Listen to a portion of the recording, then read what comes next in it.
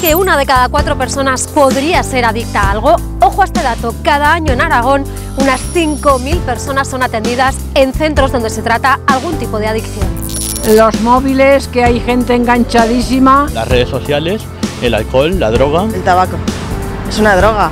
Al móvil soy adicto. El alcohol y el tabaco ocupan los primeros puestos del ranking de sustancias más consumidas en nuestra tierra. Y mucha atención, porque los jóvenes aragoneses son los que antes empiezan a beber de toda España, a los 16 años.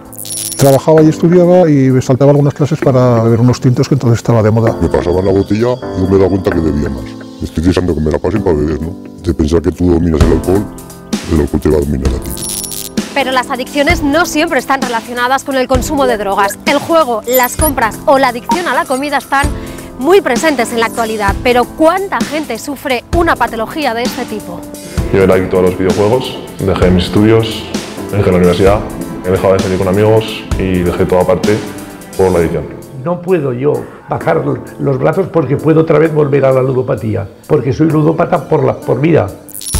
¿Y qué pasa con las tecnologías? Chateamos, compramos, actualizamos nuestras redes sociales. ¿Cuántas horas llegamos a pasar delante de una pantalla como esta?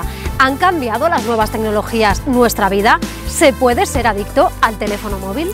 Desayuno con el teléfono, miro Instagram. Las relaciones actuales con mi familia y con mis amigos son vía WhatsApp, vía FaceTime. Sinceramente, no podría vivir sin mi teléfono móvil. ¿Cuál es la droga más consumida en Aragón? ¿Qué adicciones son las más comunes? ¿Cómo afectan a las familias y al entorno de las personas que las sufren? ¿Hay salida? Hoy en Aragones, Ohio, si yo puedo, tú puedes.